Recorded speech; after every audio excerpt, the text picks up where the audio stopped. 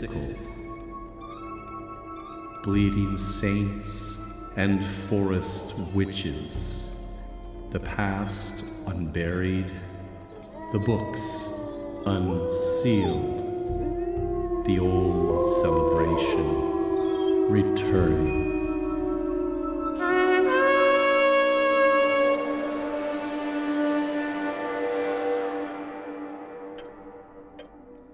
Hello, and welcome to my study. Please come in and have a seat. We have Mrs. Karswell back this episode for our special Halloween show. Happy Halloween! Yes, happy Halloween. We'll be getting to part 2 of our horror hosts survey, discussing horror hosts of the 1960s this time. Since our primary sources for this are the shows themselves, Mrs. Karswell won't be providing any readings from any of the books in the collections. No reading from books, just psychic readings from bees. Yes, as promised. We got a surprising number of requests from those of you wanting your fortunes told. By the bees. Yes, by the bees. If you're just jumping into the show, you may not be aware that Mrs. Karswell is an expert beekeeper from a long line of beekeepers, including an uncle and aunt who ran a performing bee show in the 1960s. 2 kinds of shows, a bee circus and a psychic bee show. And we'll be presenting a sort of trial run version of the latter, short sampling at least. I didn't have as much information as I'd hoped from the original psychic bee show, so we improvised a lot. Mr. Ridenauer had some historic sources on fortune-telling that helped. Book from the 1800s. But as I was saying, we've had many requests over the last weeks, and because the process of extracting each individual fortune from the bees is rather involved, we unfortunately won't be doing all the readings in this recording. Honestly, I think we'll probably only have time for one. But we'll do more after the show and send out your fortunes, just not on air. Yes, by email or messenger or however you submitted your request originally. I'm going to put on my outfit now if you're ready to start. I guess we are. And I should also introduce our organist. I thought the atmosphere would be enhanced with a little music, so we have Kimrick Phelps with us, an organist from the silent movie Organist Guild. My old Hammond B3, not a theater organ, but it'll do. And I should probably... Oh, we have the lights dimmed now.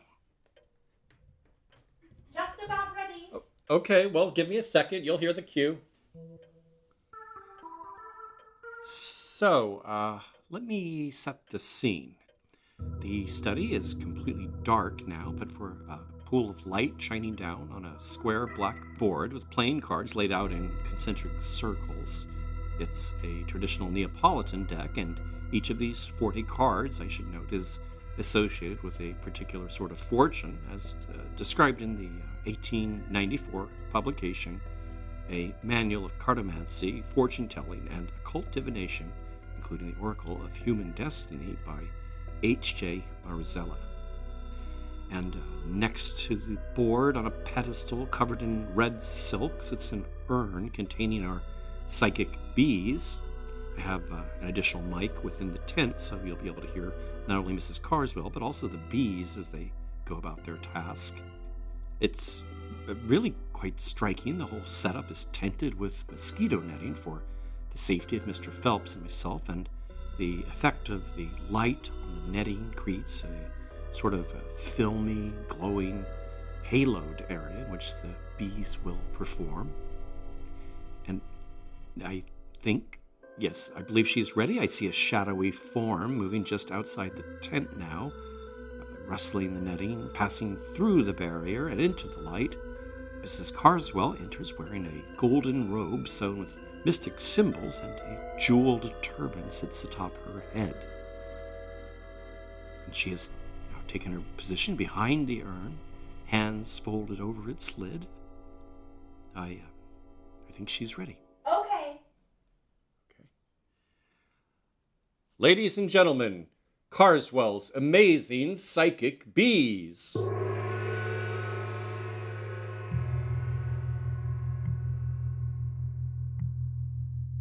Over 3,000 years ago, a living queen bee and 12 drones were sealed within a marble receptacle and deposited in the tomb of Zahur of Nubia, magician and scribe to Thutmose III. Over 900 years in darkness and silence, the bees slept a mysterious living sleep, disrupted finally by the intrusion of grave robbers. The urn passed through the hands of Phoenician traders to the Greeks and to their settlements on the southern tip of the Italian peninsula. There, the urn was unsealed by an unknown magician whose spellwork awakened them and developed with them a language of signs whereby they were made to reveal their knowledge of things that lie within and beyond time.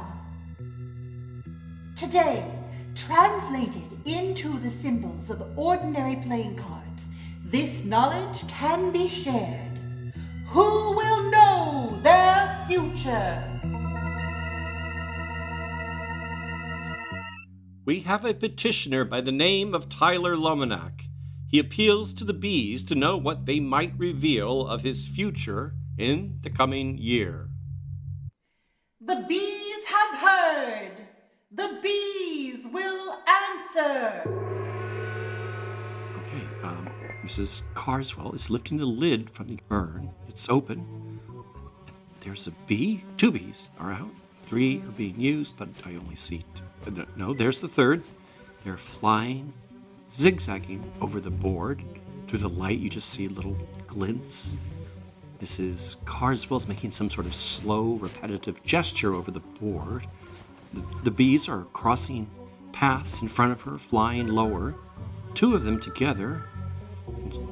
It's almost as if she's stirring something over the board, and one of the bees is definitely following. Wait, the 3rd bee touched down on the board just for a second. He's back up. The 2 others are sort of flying in tandem almost up to the light. Oh, I thought I lost them, but no, the one is down. One's down on the board, not on a card, between the rows, between the cards, but he's moving. He's on a card. 2 are on cards now, not the same card, but close together. They're just sitting, and the 2 are now closer together, one on a card, one between cards. Close though, getting closer. The 3rd is touching down, flying up. He's back down. No, again. 2. There are 2 on the same card. The 3rd bee is touched down. He's not far. He's back up. We're waiting for all 3. All 3 must choose the card together. That's how it works. And, Mrs. Karswell, she's bending. It's remarkable, perhaps painful.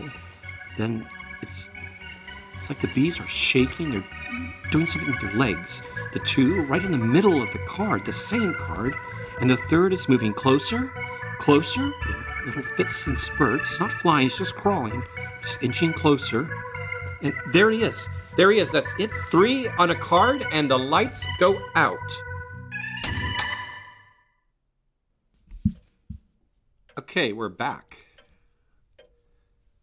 The bees had to be returned to the urn, but we have the chosen card. Yes, 3 of Pentacles. Pentacles or diamonds refer to money, career, communication, or contracts. So it is on this topic that the bees speak. And the number 3? A 3 indicates change but slow progression, in increase but incremental growth that branches out. Well, there you go, Tyler Lomanak. It sounds cautiously optimistic, I suppose.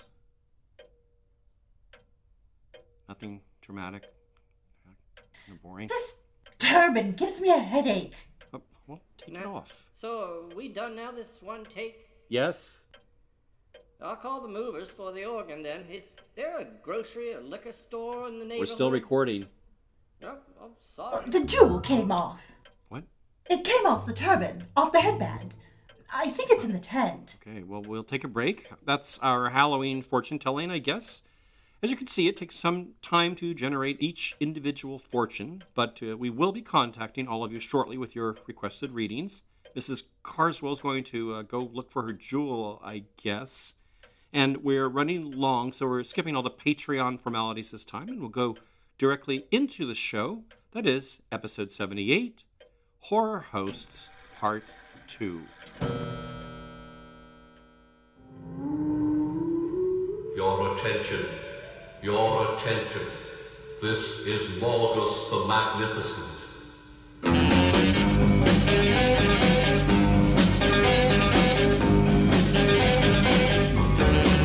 On Saturday night when I go for my date, my baby and I just sit and wait for Morgus the Magnificent.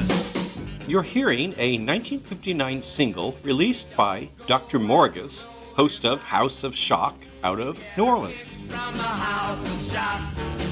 He's got shaggy hair and a Shaggy hair is right.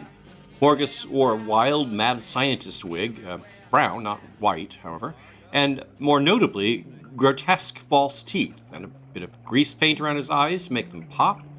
His laboratory was said to be housed in a garret over the old city ice house, with a fire escape exiting out to Pirates Alley in the French Quarter. They said I was a nut. They said that I ran nothing but experiments that were monstrosities of idiotic proportions. We'll soon see As what with the most mad doctors, Morgus bears an oversized grudge against the scientific establishment. His true allies are a long-suffering lab assistant named Chopsley, who speaks in the resonant voice you heard in the spoken introduction to the song. The master is never wrong. Well, I didn't want to say it myself. However, you will see success before your very eyes as I connect Yet this somehow all the experiments Morgus conducts during shock theater intros and commercial breaks are disasters.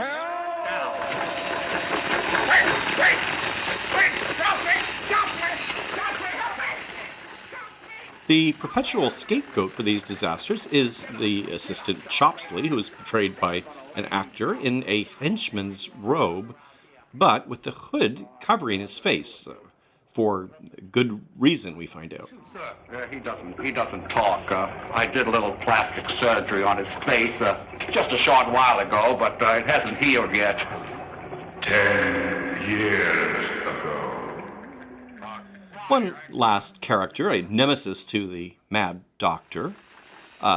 Despite claiming he comes from a long line of geniuses going back to the architect of the Great Pyramid, Morgus's futile tinkering in the lab doesn't pay the rent, so he's constantly pursued by his landlady, the curiously named Alma Fetish. Morgus was portrayed by actor Sid Rideau, or Sid Noel as he's sometimes billed, who was a native of New Orleans, a graduate of broadcasting school, and was working as a DJ when he applied to WWL-TV to host House of Shock in late 1958. His career as Morgus was a long one, extending into the 1980s, though all the while he went to great pains to keep from the public his identity, the identity of the actor who played Morgus. His own children, reportedly, didn't even know who played the character. Response to the show must have been pretty positive. After being on the air for only 2 years, Rideau's adventures as Morgus were expanded into a feature-length film, albeit a locally produced film that premiered in New Orleans. The wacky world of Dr. Morgus. Morgusatron Electro Instant People Machine. A creation long awaited by the masterminds of science. The Morgusatron, or whatever it's called, has something to do with transforming people into sand and back again. He's pursued by international spies who want to steal the invention. In 1963, Rideau moved to Detroit, where he hosted a horror show, Morgus Presents, as well as appearing as a weekday weatherman 5 times weekly. His 5-minute weather segments were done as Morgus, and devoted only perhaps 30 seconds to reading actual forecasts. Oh, hi, friends. Just going through my fan mail I got today. Let's see here. Dear Dr. Morgus, I watch your scientific program because it helps me. I am going to be a clown someday, and some of them are not nice, kind of sarcastic. Here's a nice one. By 1965, however, he was back in New Orleans and had rebooted his show as Morgus Presents, which ran till 1968 and again from 70 to 71. His show was recreated again in 1987 with a few changes other than transforming Eric, the skull, into a talking computer. Apparently, he still had the magic as he was recruited to sell burgers for a New Orleans area chain, Tasty Donuts. Everybody's trying to get the secret to the Castle Burger. I think I've got a chopstick. Rideau died in 2020, but was making public in-character appearances up into the early 2000s, especially around Mardi Gras, it seems. We'll return to 1964 to close out our segment with a single he released that year, Werewolf. At the House of the Seven Candles, a coffee spot renowned, a werewolf passed as a beatnik, and they never put him down. The riverfront was quiet, with the break of dawn in sight, when this Beatus congregation gathered for the night.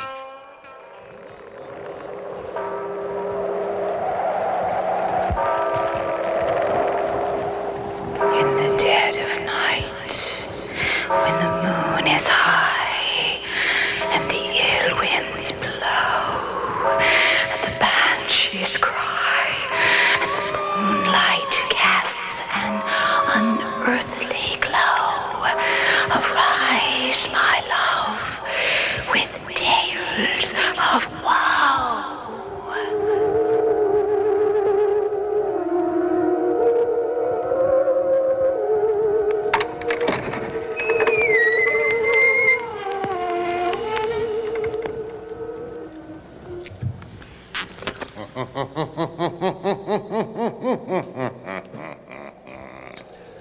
I am Sammy Terry. Sammy Terry, Semi-Terry, get it, emerged from his coffin weekly in Indianapolis, Indiana. He was a stout figure in a maroon cape with a hood pulled up around a mint green face grease-painted with childlike abandon, and an oversized skull pendant and yellow leather gloves, for some reason, completed his cartoonish look. His sometimes creepy, sometimes jokey shtick, occasionally involving a dangling rubber spider by the name of George, was typical for a horror host, but he's noteworthy for the longevity of his career and for attracting a large fan base despite broadcasting out of a smaller city. Played by Bob Carter, Sammy Terry broadcast his first episode of Nightmare Theater in 1962 and continued hosting the show all the way up until 1989. In 2010, his son Mark picked up the character in a perfectly matched makeup and costume and appearing in occasional special broadcasts, online shows, and at conventions and other live events.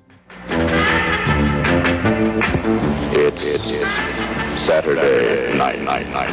Time for Chiller Theater and Chili Billy Cardille.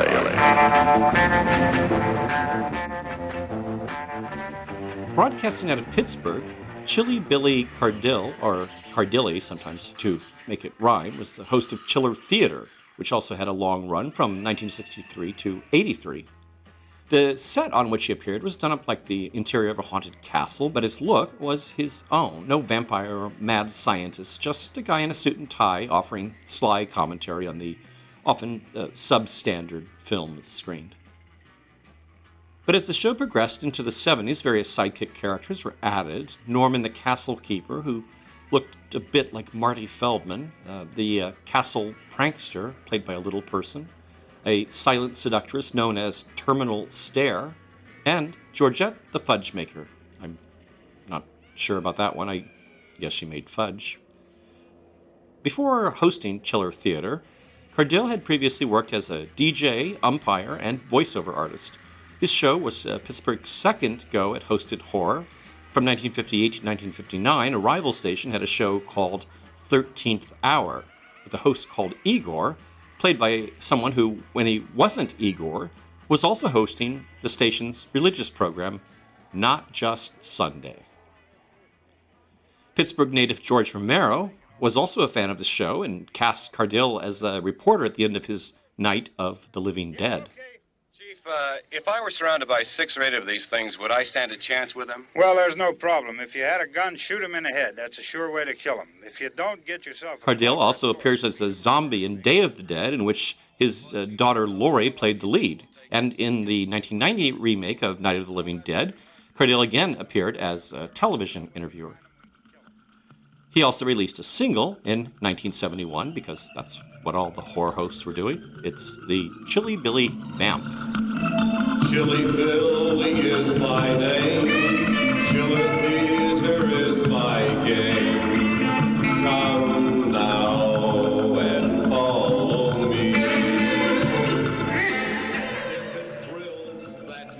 Now, in our previous episode, I mentioned the connection between youth culture trends of the 50s and horror hosts. For example, the beatnik host Marvin the Nearsighted Madman in Chicago. In this episode, we'll see a few more examples of this trend, which continued full force into the 1960s. One of the most famous examples here, or the most famous, would be the character of Ghoulardi, who began hosting Shock Theater in Cleveland, Ohio, in 1963. Affecting a sort of beatnik meets Transylvanian mode of speech, actor Ernie Anderson donned a lab coat covered in oversized slogan buttons, wore a fake Van Dyke beard and mustache, and a ridiculous wig that looked like something improvised out of a scrap of extra plush shag carpet. Sunglasses with one lens popped out were also sometimes part of the ensemble.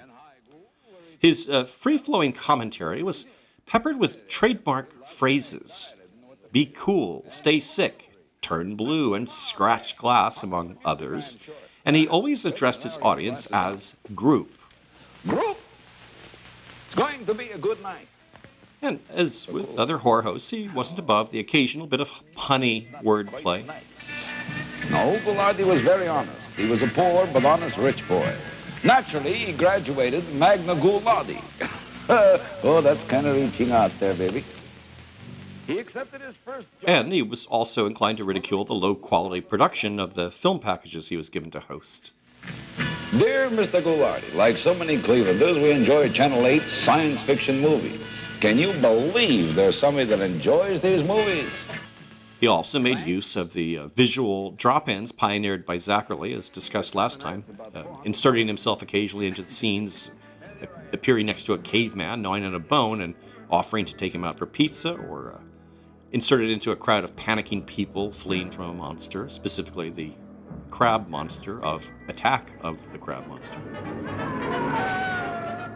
Ghoulardi was hugely popular. He supposedly was watched by 2/3 of all viewers within the broadcast area, and far outranked the national competitor in that time slot, The Tonight Show.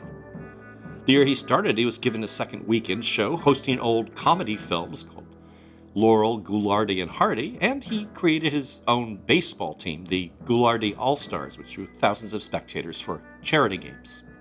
But not everyone was thrilled about Ghoulardi mania. Parents didn't like that he smoked on the air, and he was also usually drunk, according to his assistant's testimony. Nor did they like him encouraging kids to send in toys and models, which he would blow up with firecrackers on air. Watch it for the boom booms over there. You won't believe what this is going to do.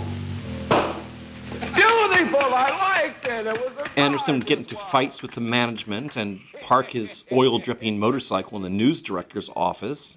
He kept a pet raven at the station, which would drip all over the premises in that special way birds do. The raven's name was Oxnard, the name of a small town, which in Ghoulardi's idiosyncratic lingo translated to basically Nowheresville, a sort of purgatory for those with no style or skill or get up and go. Whenever anything was in trouble, I'd say, Dad, I don't think I'm going to graduate. He would always say, Oxnard, kid.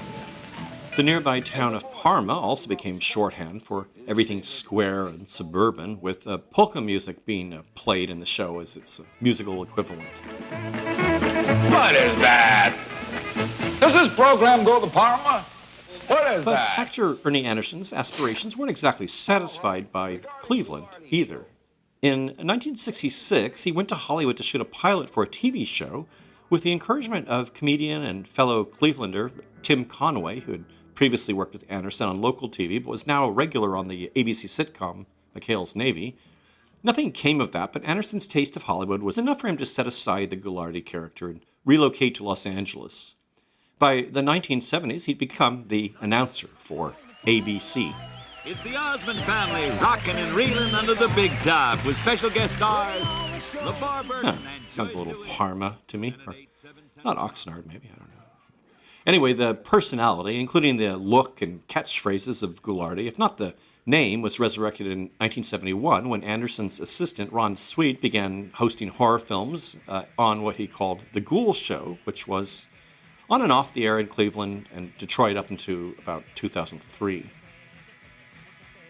Ghoulardi has lived on as a symbol of Cleveland pride and was particularly influential on Lux Interior and Poison Ivy of the Cramps, both Ohio natives. Their 1994 album Stay Sick was titled with a Ghoulardi catchphrase, and when Anderson died, they dedicated their 1997 album to him. The very first single from 1978 covered a song Ghoulardi would frequently use in his show.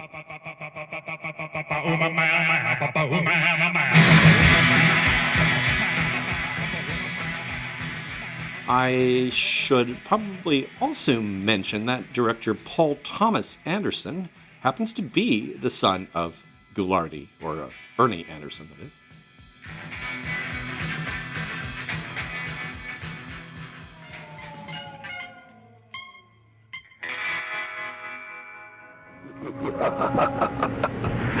Ah, my fiends. Welcome once again to the graveyard. I spend a lot of time here. It's nice to be among old friends.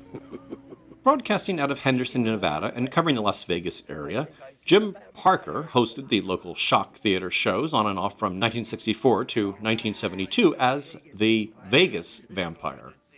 He had the beatnik's black turtleneck and shaggy hair, but also sported a bushy mustache, skull pendant, and velvet cape. One of his on-air gimmicks involved sticking pins in voodoo dolls of local and national celebrities and politicians and soliciting from fans requests for something similar aimed at their personal enemies. We continue to go through the mail. Yes, Vegas Vampire, this is a bloody stake for the heart of the social studies teacher at James Cashman Junior High School from John Duncan. It's meant for Mrs. Ross. My goodness. A former DJ, news reporter, and stock car racing promoter, Parker had a rotating stable of sidekicks, including his wife Paula as a character named Satana. At the show's height, Parker would occasionally convince bigger-name celebrities performing in Vegas to drop in. Not big names, but bigger. Red Buttons and Frank Sinatra Jr., for instance. He was known to cruise the Las Vegas Strip in a hearse branded with his show's name and was always up to be an honorary guest at business openings and groundbreakings. In 1971, he appeared in an embarrassingly bad and actually pornographic film, The Mad Love Life of a Hot Vampire by Ray Dennis Steckler, the cult director. He wasn't actually in an erotic role. Parker also released a single. I don't have the date, but the name is simply Vegas Vampire. Who is the prince of gore? The Vegas Vampire! Who will steal your blood and leave you in the mud? He will slash your chest and eat your heart out. Because I love the taste of human blood. The Ghoul is cool. 'Tis a delight to be entertained on Saturday night by that funny fiend so charming and sweet with his bloodshot eyes and dancing feet. And oh, his laugh, we can't forget that. And his clothes, red hair, and groovy hat. He's really quite handsome, and we've really flipped, in spite of the fact that he sleeps in a crypt. That's a snippet from the 1971 record, The Cool Ghouls' Phantasmagorical Funky Phonograph record. Phonograph spelled with an F.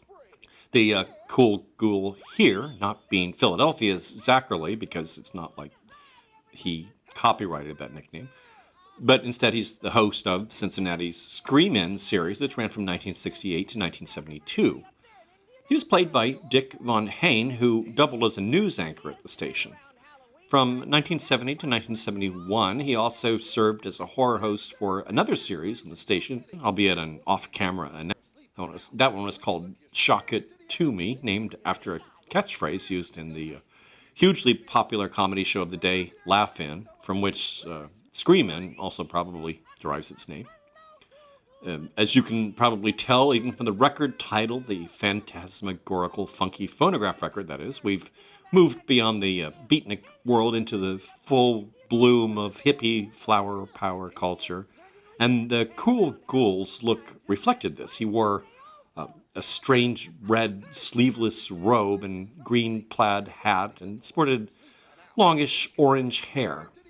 His eyes were encircled in black, and he spoke in a sort of clown-like falsetto, often punctuating his words with a sort of odd trademark sound or call. There aren't any entire shows available, but I did find him demonstrating this famous sound in one of his many intermittent television appearances he continued to do into the 1980s, especially around Halloween. Everyone asks me, where did the cool ghoul learn how to go? So, altogether, there was something cartoonish about the cool Ghoul, as if Von Hain regarded Scream In more as a children's show for little kids. The initial design of his makeup, for instance, had been revised after a test shoot, as it was deemed too scary for little kids, though the black shadowing of his eye sockets wasn't altered, nor the fact that he was supposed to live in a crypt.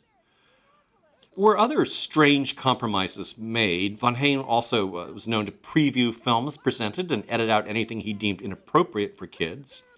Not remove it altogether, but show those excised bits after the movie's end when only the older kids presumably would be awake. Some of this orientation towards kids may have come from Von Hain's earlier experiences doing comedy bits with puppeteer Larry King, whose Hattie the Witch character became an occasional Scream-In sidekick. You can hear them together here in a recording made as a show anniversary greeting to fellow horror host Sammy Terry.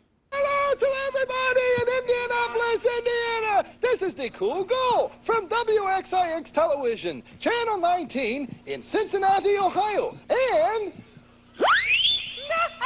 Hello, Cool Ghoul, and hi, everyone. Hattie the Witch, yeah!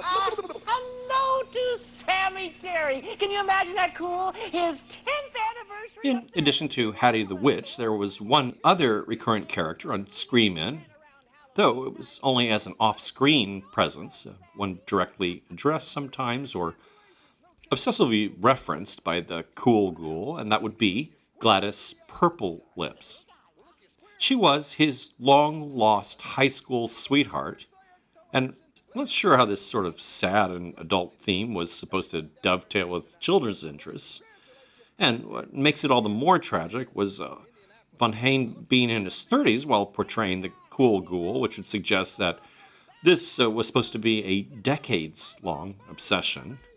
And it's worse still, given the fact that Gladys Purple Lips is supposed to be dead, either a sort of ghost that haunts the Cool Ghoul or an off-camera corpse. Are the purple lips, perhaps they were that color when he saw her as a corpse? I don't know. Is the Cool Ghoul himself also supposed to be dead? This would explain him living in a crypt. Again, I don't know the answer here, but there is something unsettling in this sort of necrophilic implication of it all, and it's not helped by the Cool Ghoul's creepy clown persona. For me, the collective effect of all this makes the Cool Ghoul the only horror host who I would actually consider scary.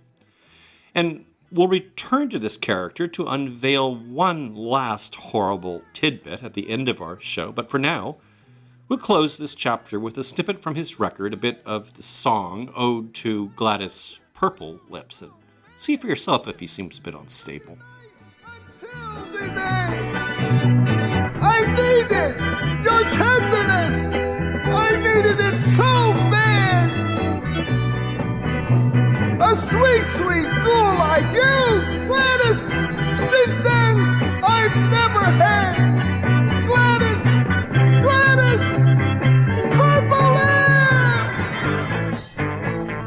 Continuing deeper into hippie territory, we come to Svengoolie, who hosted horror movies out of Chicago from 1970 to 1973. That is, the Svengoolie is played by Jerry G. Bishop. In 1979, a fan of Bishop's and eventual show writer, Rich Coase, took over the role and continues to perform as Svengoolie and promote the character to the present day. Though Coase had a much longer run, we'll stick with Bishop's Svengoolie as he fits within our 40-year window, 1931 to 71, that is. Close your coffin, lock your crypt. Unlike the later goateed and top-hatted character played by Coase, the original Svengoolie looked pretty much like a dead hippie. His face was painted a deathly white, and he had long hair, headband, and beard, the hair usually tinted green, but sometimes a natural hue. He always wore shades and quite often had a guitar at hand.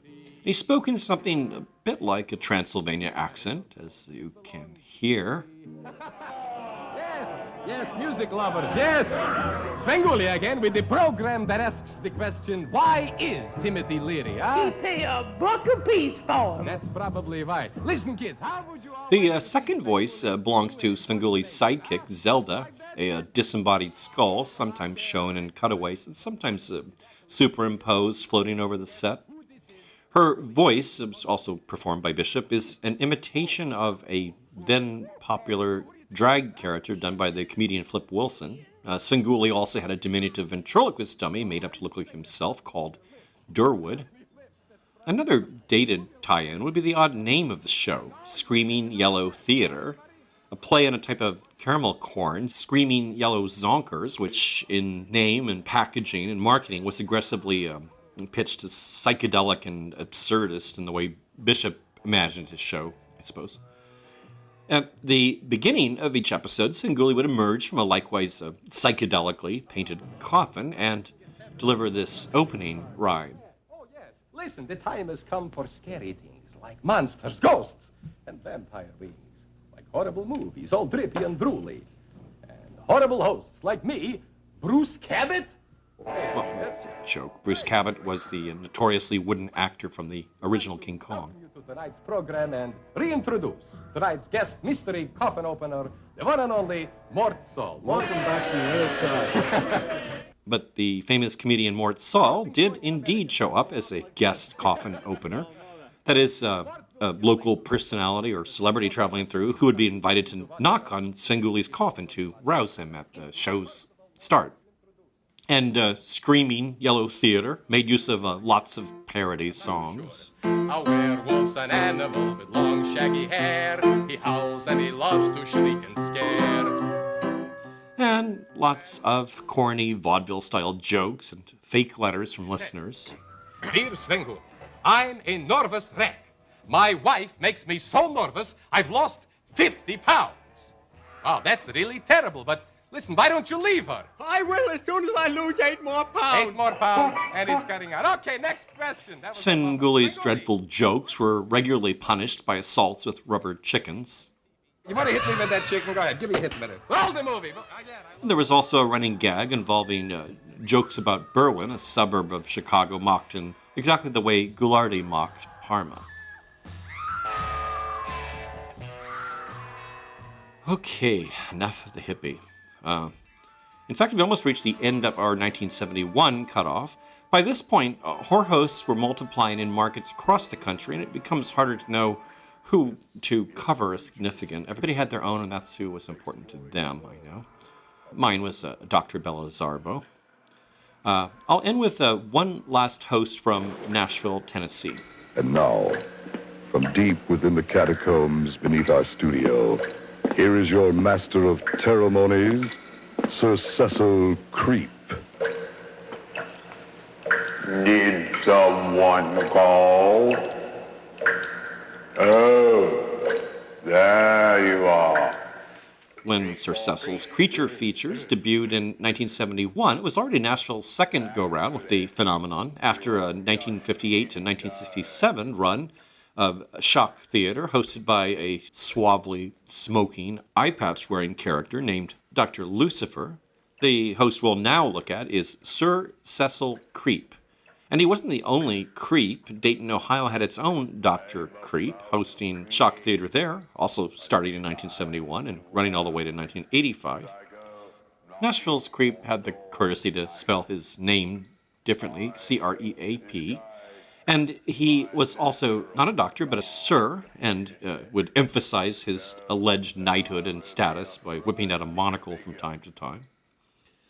Sir Cecil was played by station cameraman and local theater actor Russ McCown, who presented a nicely comic figure, a pudgy, balding little man crouching hunchback style under a heavy purple cape and sporting ridiculously protruding monster teeth or dentures.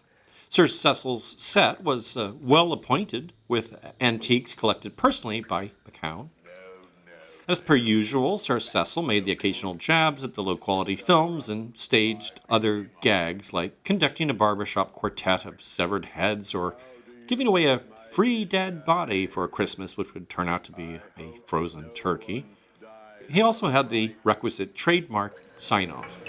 Now, until next week, good night, sleep tight, and don't let the Betty bugs bite. The show only had a short run, but in that time generated a devoted following. Sir Cecil would be mobbed at live events, and the Middle Tennessee Boy Scouts even created a Sir Cecil's Ghoul Patrol patch that could be earned. 3 years after the show ended, the character was still beloved enough to be hired as a spokesperson for Jersey Farms, a monster-themed drink. Freaky Friends, the fun drink from Jersey Farms. Freaky Friends is a drink? Yes, there's Freaky Orange, Freaky Grape, and... But you can't keep a good ghoul down, and in 1983, the newly founded Nashville Network hired McCown to play Sir Cecil for a Saturday afternoon horror movie series. Here, in this clip from a live event promoting the show launch, you can get a better sense of Sir Cecil's droll personality. Allow me to introduce myself. I am Sir Cecil Creape, late of Transylvania.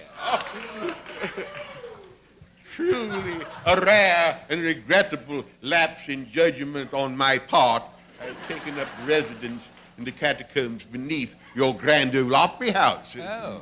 Despite the twang of dulcimers, the incessant vocalizing of the Mountain Williams above, I present film documentaries on the loves, lives, and culinary tastes of my sometimes subterranean companions. In other words, you host a horror movie. Well, in a manner of speaking, yes, some of them are pretty horrible.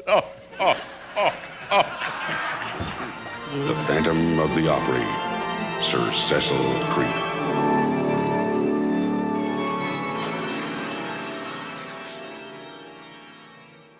Now, for that final note on Cincinnati's Cool Ghoul. I've already mentioned certain elements of the character that made me somehow uneasy, but there's a bit of history to the wig he wore that's particularly unsettling.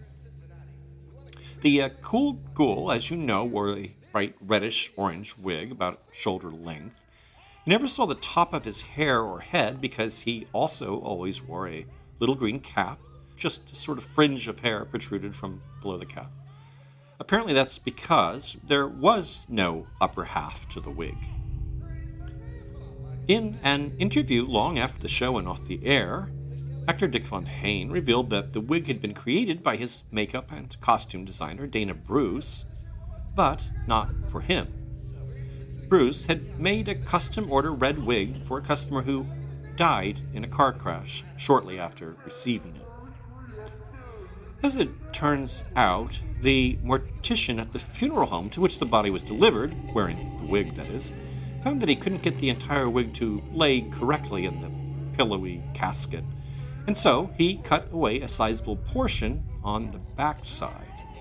Being an acquaintance of Dana Bruce, the mortician asked if she might have any use for the section he had removed, and, as it turns out, she did. Well, I do hate to end on such an unsettling note, so as a sort of palate cleanser, and in honor of the season, I'll close instead with a bit from a Halloween puppet show for children presented in 1970, one featuring the cool Ghoul's sidekick, Hattie the Witch. Hello and welcome to our special Halloween adventure and to the Magic Forest. I'm Larry Smith, here to introduce you to my many friends who live in the Magic Forest and to invite you to our Halloween surprise birthday party for Hattie the Witch. Our story starts, as most stories do, with once upon a time. So, once upon a time, a very powerful... Immediately, the tree came to life. It opened its eyes and started to sing with the wind. Once upon a time, magic was so powerful that it shot from the tree's branches and roots, and you could say, Lucas Post, the entire forest had become enchanted. When you saw the trees, a violent storm is coming, and not to be forgotten. This is no ordinary storm. I think Boy, look at the sky. When something evil is approaching, does it ever sound like that? better get inside. Those dark clouds are really sound like that. Oh, I have the fearful feeling that these winds will usher in a Halloween season not to be forgotten. This is no ordinary storm. A most unusual storm. Something does it ever sound like that? It's really spooky out here, and it's so close to Halloween, too.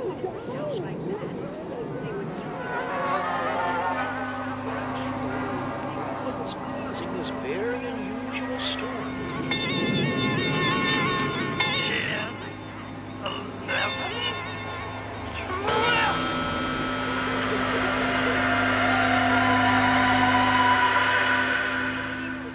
Does it ever sound like that? Only when something evil is approaching does it ever sound like that. Only when something evil is approaching.